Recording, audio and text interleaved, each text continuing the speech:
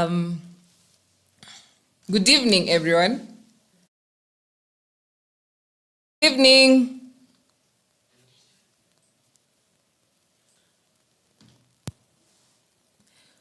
Well, welcome back to studio. My name is Marceline Joel. I'm part of I Choose Life Africa, work in the finance department. Today is a pleasure to hold you guys here from different counties. In case you are from either Laikipia County, Machakos County, Nairobi County, Turkana County, Bomet, or Uasin Gishu, kindly chat in the chat box because we're gonna shout you out as we move on. Today's session would be most likely with regard to sexual reproductive health and also spiritual foundation, which will be what we're gonna be focusing on. So before we commence, I'm gonna give a shout out to everyone because today is Valentine's Day. So happy Valentine's Day. So you can tell your neighbor happy Valentine's Day.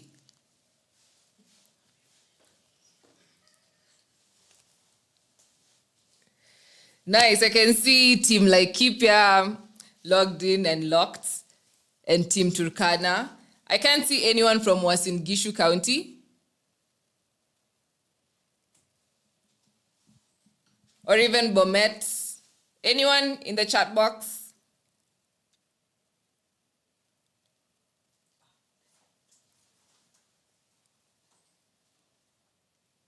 Okay, so we're gonna move forward. We'll go straight to our first session, which is the sexual reproductive health. And in studio, we are joined with Dr. Agnes, who is gonna take us through sexual reproductive health.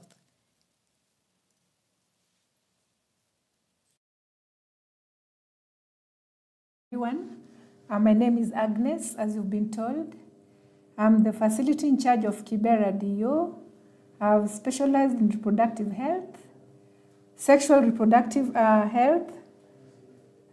So I'm here today and I'm glad to be part of the team today.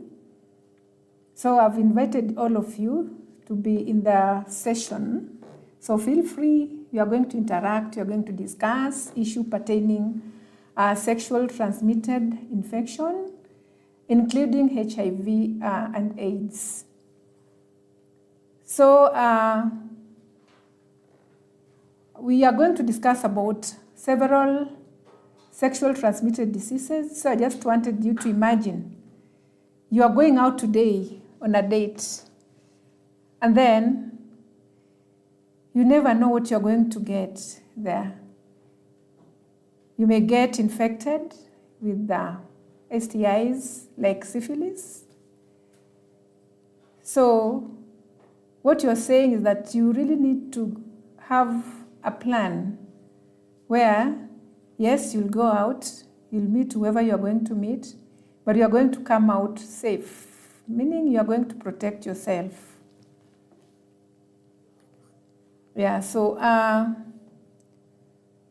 how are you going to protect yourself? We have key messages for how you need to get protected, but you're saying protect health and your partners. So get tested and treated for STI and HIV. Very, very important.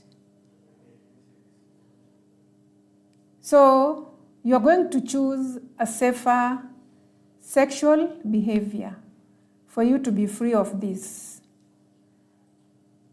So for you to choose safer sexual behavior, you need to be empowered as a youth, and that is why I'm here today, to empower all of you with knowledge so that you're able to protect your health with the knowledge that you're going to get today. We as health workers are also investing highly on youth-friendly services, like in Kibera DO. We have a hub where we take care of our youths. We give them the key messages, we teach them, we make them learn how to get protected. And also how to combat stigma, because stigma is a big barrier for our youth to accessing healthcare. For example, a youth can come to our facility. This youth has sexual transmitted disease. But when you start talking to them, watakwambia mimi nauma tu na kichwa, you know? And kumbe this youth has something more. So that is an area that we really need to check on. So for our session today, we have objectives that we want to take you through. So our main objective is that by the end of these sessions, the learners, who are you, will be able to understand sexual transmitted infections, that is STIs. You'll be able to learn their symptoms. You're also going to know how they increase the individual's vulnerability to HIV. We are going to know if you have syphilis, how are you going to be more vulnerable than somebody else who doesn't have an STI to getting HIV. Our second objective is going to be to identify behaviors that increase the risk of contracting a sexually transmitted infections. Which are these behaviors that increase your risk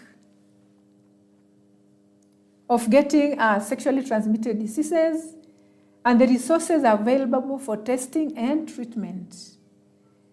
Which resources are available for you for getting testing and also treatment? We are going to see all these objectives.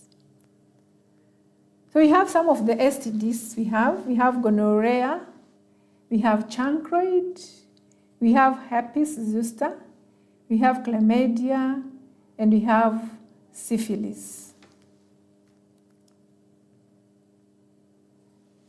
Now, we have 30 different bacteria, viruses, and parasites are known to be transmitted through sexual contact. And did you know that out of these 30, 8 of these are linked to the greatest incidences of sexually transmitted diseases? And out of these 8, 4 of these are currently curable.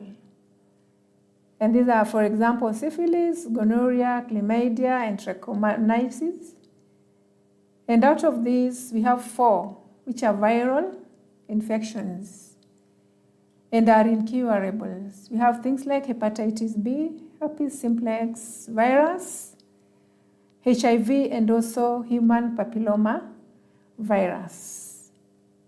But we can still prevent them, prevent us from getting them. What are some of the signs and symptoms for STIs? How would you know that, yes, I've contracted STIs? So we have things that we feel, we have things that you see. So some of the things that we feel are itchiness inside the vagina or itching on the pubic hair. That is for both men and women. We have burning pain when passing urine and feeling like you have to urinate frequently. That is for men and women also.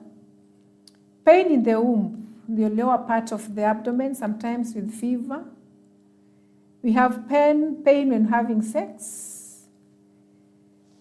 And some of these STIs are syphilis or gonorrhea, etc. I know you have different names, you call them.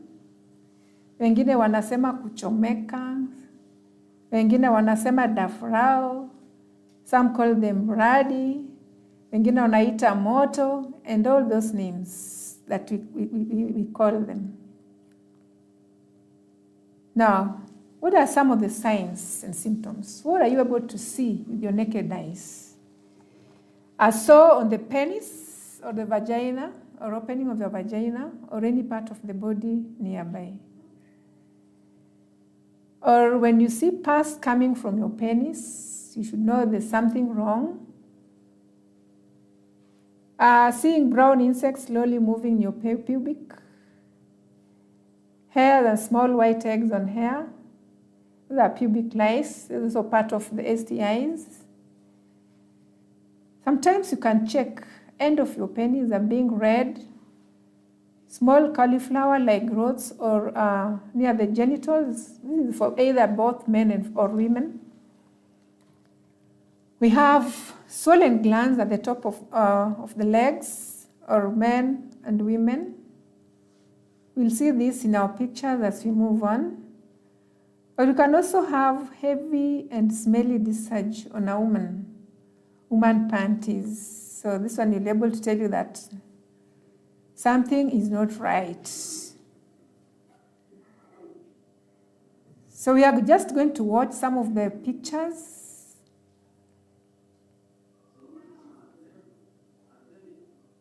I hope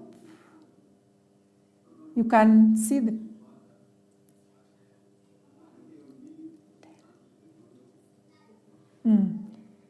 I hope you're able to see the pictures. Slide number 10.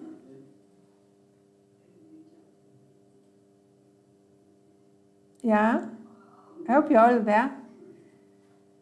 Not very nice pictures to see, but those are some of the signs that we see. On the far right, that is a penis, and you can appreciate the very bad discharges coming from it. On the far left, behind we have the scrotum and some swellings, some pimples there.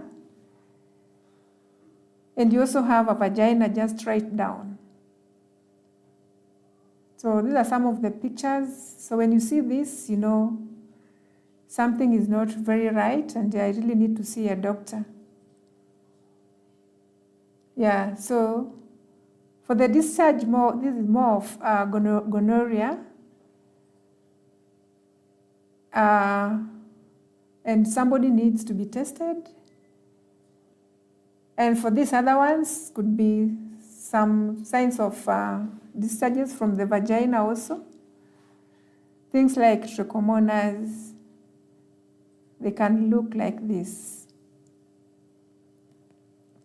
So for these kind of signs, when you see these, kindly don't ignore these signs.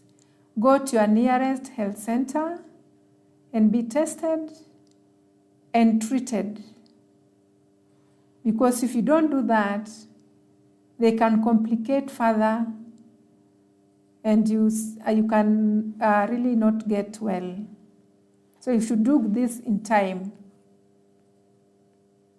So we still have other pictures down here.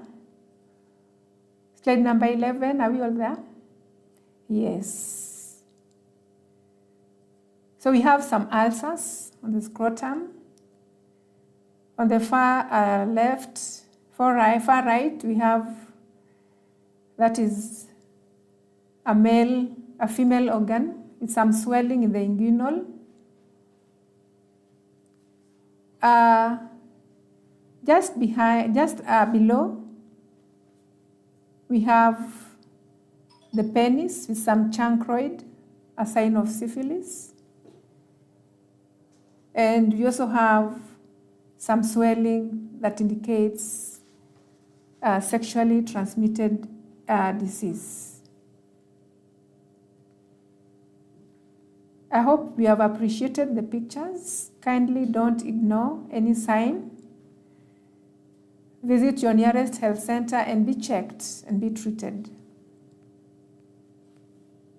Now, we want to talk about prevention. We have appreciated the signs, so we want to talk about prevention. And here, we are talking about the 4 C's. We have counseling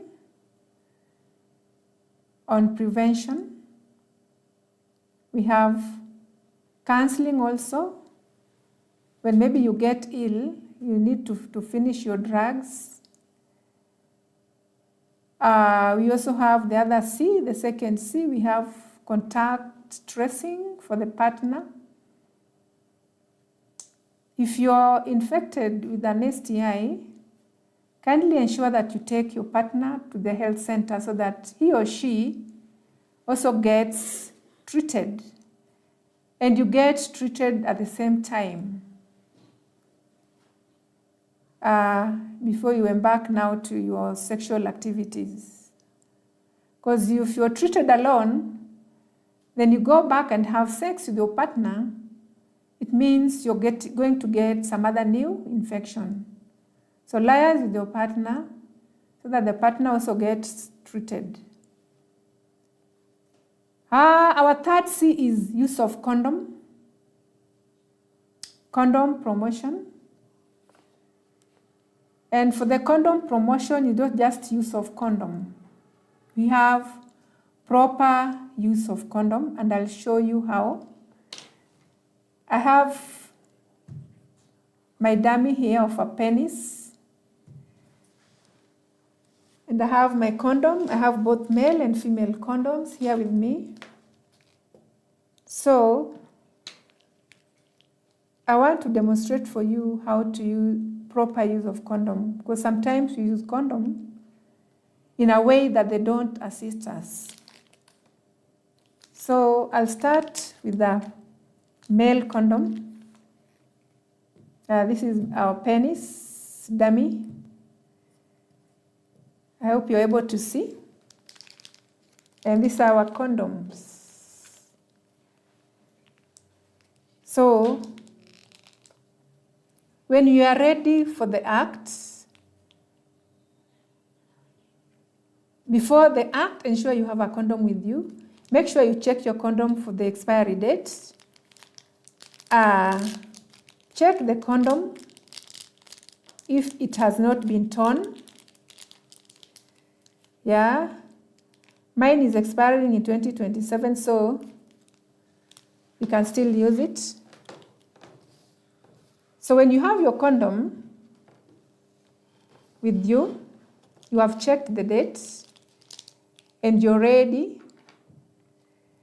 Make sure your penis is erect the way mine is erected here, so that it's able now to, you're able now to put on the condom in the right way. So there's a place for tearing your condom. Make sure you tear your condom in a right way so that you don't puncture the condom. So tear it in a nice way like this and get it from your packet. I'm sure at that time you're very ready. So identify the nip of the condom. Then you leave a tip here. Then now you are able now to put on your condom. So just roll it slowly down in a gentle manner so that you don't tear it. So slowly. And then ensure that you leave some space here so that the time you ejaculate, your sperm has a space. So take it down slowly until you reach the base of your penis like that. Now you're ready. This way, your condom will not be able to tear. And now, you'll be able now to use it properly. So after you have used it, there's also a way you are going to remove your condom in a nice way so that you don't spill. You don't spill the sperms, just roll it slowly. And ensure you also do it when the penis is still erected. Because if you don't do that, it means that's when you find your condom, it has been left in the vagina. So make sure the penis is still erect. So come out, roll it slowly, like this. And then you remove it nicely when the penis is still erect, like this, taking care of it, the spills not to come out. Then with your hand, just fold it, because disposing the condom is also another issue. So just roll it like this, and you can put it on your tissue paper. Now you're able now to dispose it. Kindly don't use 2 condoms at the same time, because now you want to have a better protection, just one. Because if you use 2 condoms, it means the rubber may cause it to, the friction may make it to break. Again, we have female condoms, and this is the model of a vagina. This is how it looks. So ladies in the house, also take control of yourself. It is not always a man to put on a condom. You can also say, today I'm also going to use a condom. So the same thing, the female condom looks like this. Yeah, ensure that it is not expired, ensure that it has not broken, and tear it gently like this. For the female, you can insert it when you're squatting or when you're in a position that you're able now to insert it in your vagina. So it looks something like this. I know most of you have never seen a condom, but this is how a female condom looks like. Yes, so like this, you make a figure 8 and then you squat, and then now you're able to insert it in the vagina gently until you reach inside up there, and it's going to take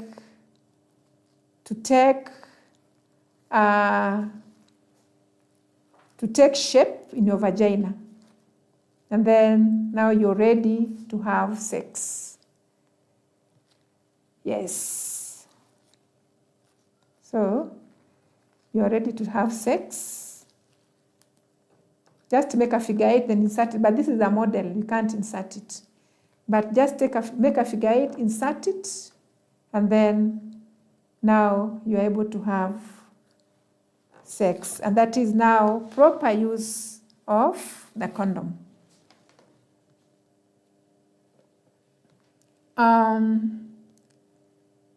And then now we have the last C, which is compliance of treatment. Sometimes you go to the hospital, yes, you're treated, but when you're given drugs, you don't complete your treatment. So we are talking of compliance to your treatment. Ensure if you're given drugs for 5 days, take your drugs and complete the 5 days that you've been given. That way, you're going to get a proper treatment. If they tell you don't take milk, kindly don't take milk until your treatment is over. So always remember the 4 C's.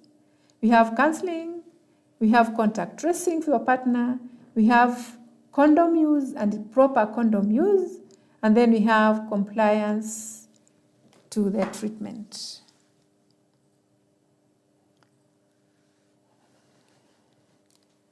Yeah, so we also have some long-term health consequences for STIs, because young people who contract STI are also at risk of contracting chronic health problems, including permanent infertility. That is if you are not treated well, or if you didn't comply with your treatment, or if you didn't seek any medication. They could also have PID, we call it pelvic inflammatory disease, or even cancer of the cervix. And also, we're also told young people who contract syphilis may develop heart and brain damage if the syphilis is left untreated.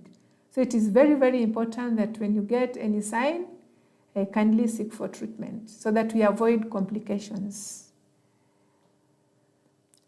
STIs are a risk factor for HIV transmission and for acquiring HIV, which leads to chronic illness and death.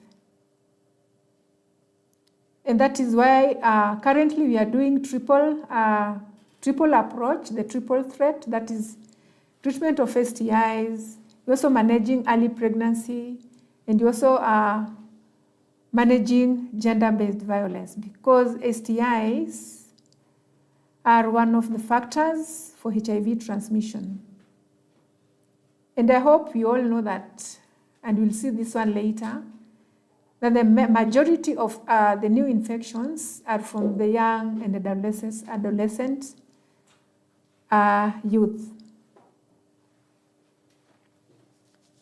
You should also know that STI can be transmitted from a young mother to her infant during pregnancy and during delivery. Infants of mothers with STI may have lower birth weights. They may also have born prematurely and have increased risk of other diseases and infections or even blindness. That's why when a young mother comes to our clinic, we have to take them to the laboratory and we test all these and we manage them.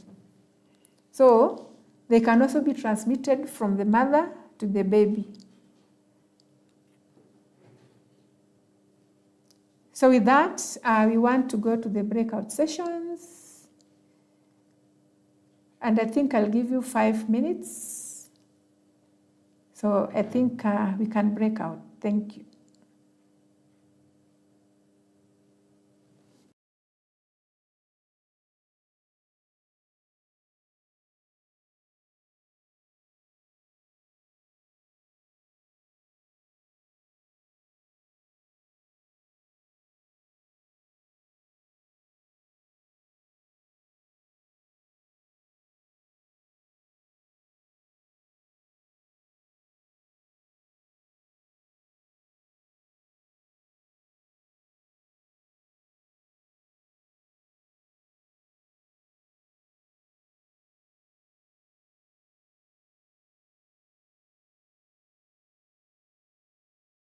Toka. To, to, to, to, to.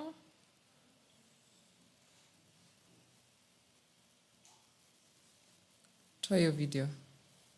Rudisha maswali.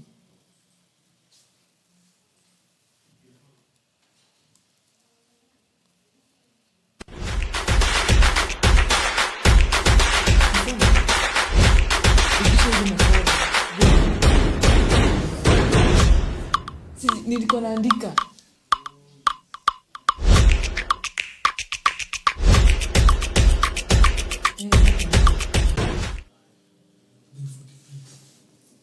$45. So I'll give maswali for 15 minutes.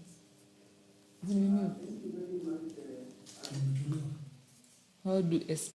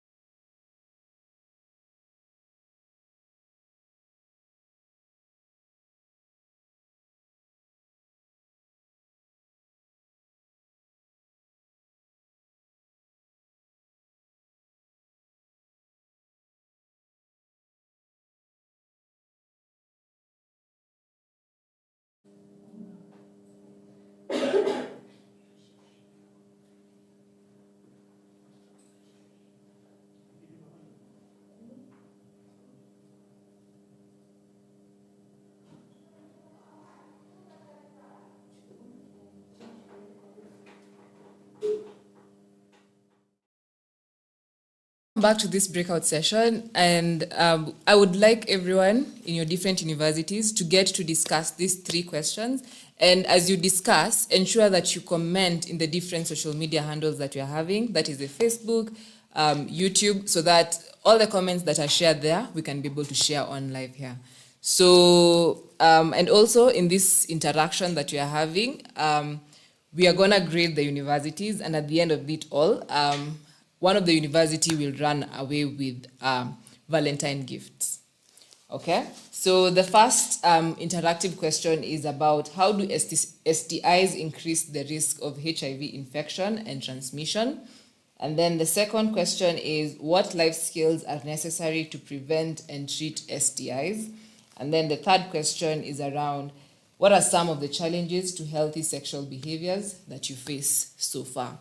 So if you have any of those questions, you can always comment not necessarily here online, but you can also comment under the Facebook section and also the YouTube section. So let's get into it.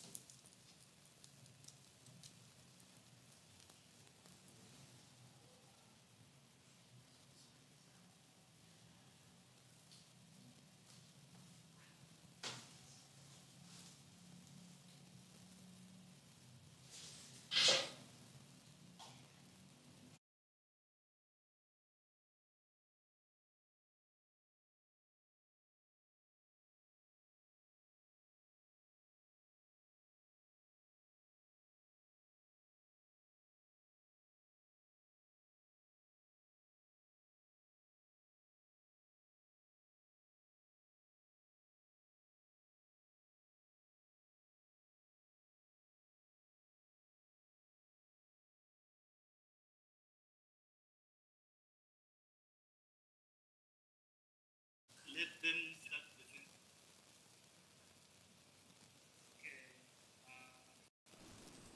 I want to answer the second.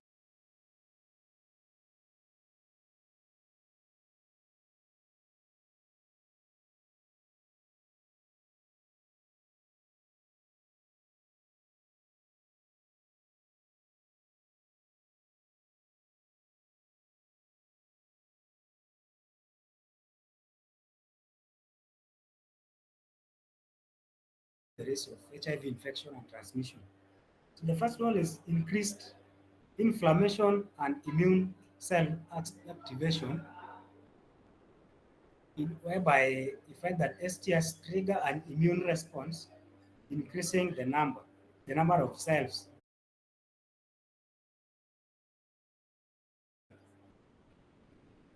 And this provides more entry points for HIV.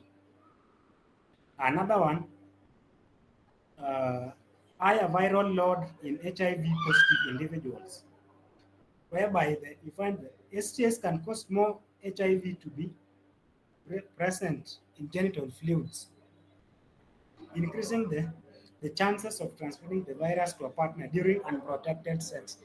So, when there is unprotected sex, uh, the STIs are likely to increase the risk of HIV infection. Then another way uh, is weaken masculine barriers, whereby STIs like herpes, syphilis, and gonorrhea cause sores, ulcers, or inflammation in the genital or rectal areas, making it easier for HIV to enter the body. Then the last one, these are just the behavioral factors, like having STIs means engaging in unprotected sex or having multiple sex partners, both of which can increase the likelihood of HIV exposure. So those are the discussion for the first question.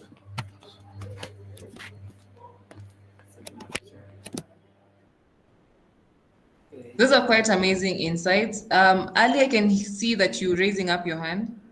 You can take the mic. My Much name we is are Pamela doing. from University of Eldoret, and I'm taking you through the second question. What life skills are necessary to prevent and treat STIs? We have several of them. One, we have knowledge and awareness. The second one, we have communication skills. Third one, we have decision making. We have emotional intelligence, self-care, setting boundaries, critical thinking, and support networks. I'll talk about knowledge and awareness. Understanding STIs, you have to learn about different types of them, their symptoms, modes of transmission, and prevention methods. Another thing about knowledge and awareness, we have knowing risk factors. You have to be aware of behaviors that increase the likelihood of contracting or spreading STIs, for example, unprotected sex, having multiple partners. Another one we have recognizing of symptoms. You have to be familiar with common symptoms of STIs so you can recognize them early and seek for treatment. I'll also talk about communication skills. Talking about sexual health, openly discuss STI prevention and testing with partners before becoming sexually active and during the course of the relationship. Another one, seeking help and support. You have to know how to talk to healthcare providers about concerns or symptoms related to STIs and seek advice when needed. I'll also talk about self-care. You have regular testing and checkups. You have to develop a routine of regular STIs testing even if you don't have symptoms and encourage partners to do the same. You also have to seek medical care. When you suspect an STI, take action by visiting a healthcare professional for diagnosis and treatment. Following through with a treatment plan is critical. Thank you.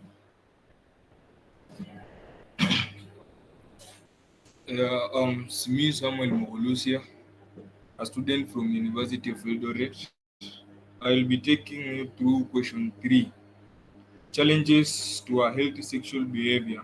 There are several barriers that people face when trying to maintain healthy sexual behavior. These challenges can be personal, social, cultural, or structural. I will talk about peer pressure and social expectations. This challenge is faced mostly by teenagers. Friends or partners may pressure someone into unprotected sex or early sexual activity so as to fit into that group. There can be expectations to conform a certain behavior, such as having multiple partners so as to be seen as a grown up person. In some cultures, discussing sex is a taboo, making it harder to seek guidance.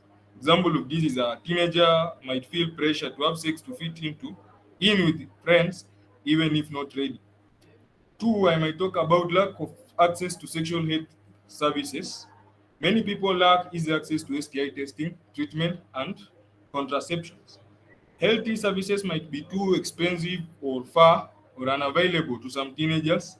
Some individuals may face judgment from doctors when seeking sexual health advice. Example, a young woman might avoid getting STI test because she fears being judged by a clinical staff, whether it be female or male. Stigma and fear of judgment. Talking about STIs or HIV can be embarrassing for some people, which make it a challenge. Fear of being labeled as promiscuous might prevent individuals from getting tested or using condoms. If some contracts an STI, they might feel ashamed and avoid treatment so as to keep it as a secret, which challenges them. Influence of drugs and alcohol. Substances use drug use can cause impaired judgment, leading to unprotected sex or risky choices. Being intoxicated may make it harder to communicate boundaries with a partner. Example, someone at a party might forget to use a condom due to alcohol intoxication. Misformation and lack of education. Many people do not have proper sexual education and may not know how to prevent STIs. Some people believe in myth like only promiscuous people get STIs, or you can tell if someone has STIs just by looking at them. Example of this situation is a teenager might think withdrawing or pulling out is a reliable method of STI prevention, leading to a risk. Um, How to overcome these challenges is one by education. We need people, teenagers must have to learn about safe sex practices and STIs from reliable sources. Communication. Discuss boundaries, protection, and health openly with your partner so as to prevent future challenges. Accessing healthcare, find STI clinic, free testing centers, and contraception providers so as to help you to cope up with the situation. Building confidence, practice self-respect and assertiveness in a relationship so as uh, avoid risk situation, limit alcohol, drug use in sexual encounters, and choose partners wisely. Those are my discussions. Thank you.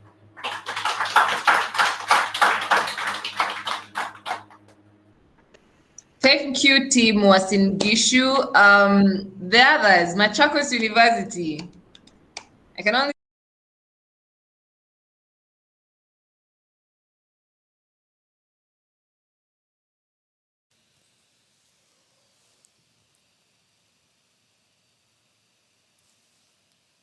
Anyone from Machakos University? Thank you so much. We've enjoyed the session. The session was quite informative. It was very interesting also. We get to learn what we maybe are not taught at home or at school. So the session was really, really great, and we're looking forward to the next session.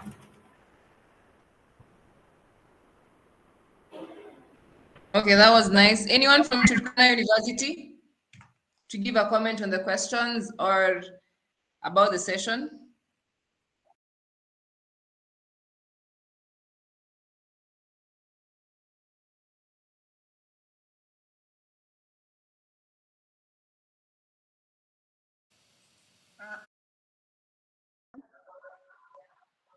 I would like to ask a question. Could relationship dynamics lead to contraction of like those STIs?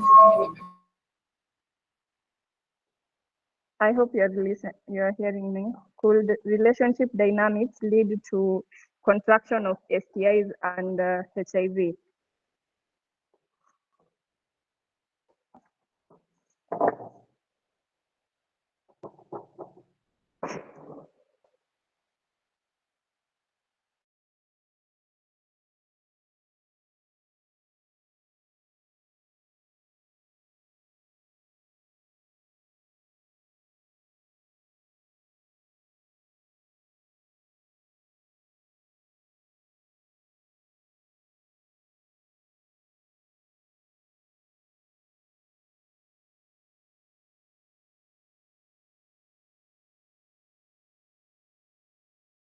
Sorry, Precious, can you go on? Sorry. Okay, I have a question. My question is, could relationship dynamics lead to contraction of the STIs and the HIV?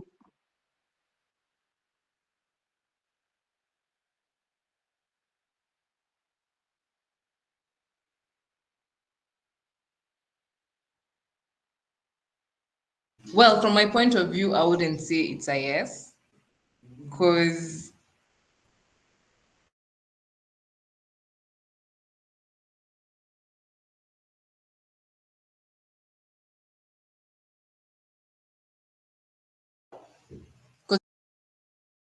relationship dynamics is majorly what's it called?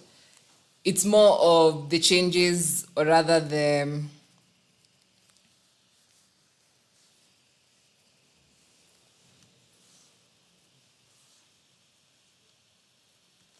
that usually ask body to like be better.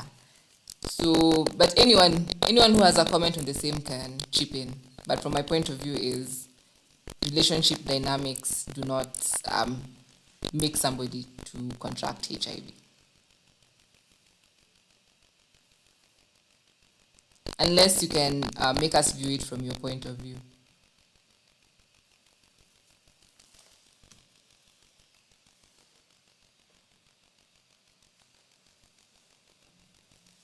Generally, what I was thinking was like relationship dynamics in terms of, let's say you have problems in your relationship and all that.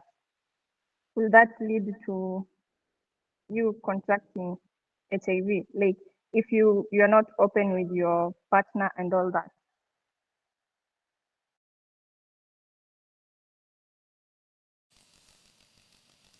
Well, I think trust is twofold.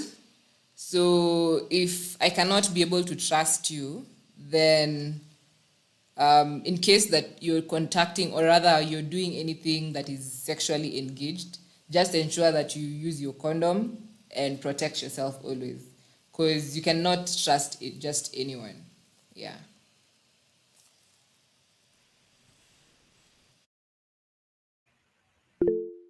Okay, thank you.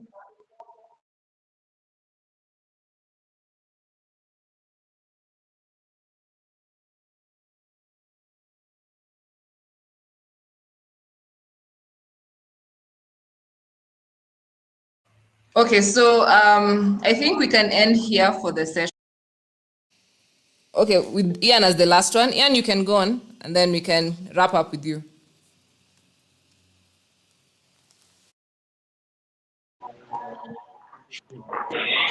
Good afternoon, everybody. I'm talking about how. I'm from Gumet University, and I'm talking about how STIs can increase the spread of HIV. And one and of one of them them is is weakened weekend mucosal barriers. barriers. This is This is where where STIs can it cause can cause sores or ulcers in the genitals, anal or anal oral or areas, as and this and this often often won't won't provide provide easy easy entry entry points for for HIV, HIV, making making it it easier for easier the for the virus virus to enter to the enter the bloodstream bloodstream during during sexual sexual contact. contact. And then And we then we have have the the inflammation inflammation and immune and activation, where many women STIs eyes trigger trigger inflammation in inflammation the affected areas, which which increases increases the the number of number of immune immune cells in the in the region. region. Since Since HIV HIV targets targets and and infects affects these. these immune cells, the higher the concentration of immune cells, the greater the chance of HIV transmission during exposure. And then we have the reduced use of barrier methods. Those with untreated or active STIs might be less likely to consistently use protection like condoms due to discomfort or stigma, and this increases the chances of HIV transmission during sexual activity. And then we have the higher viral load in STIs. Having an STI can increase the viral load of HIV in an infected individual.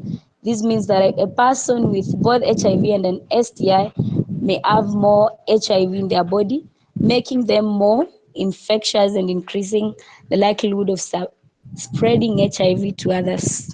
Thank you.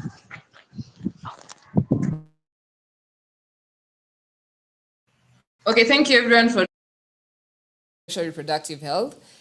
Tune in for the next session that is gonna start in the next 5 minutes. That is spiritual foundation. Be locked up.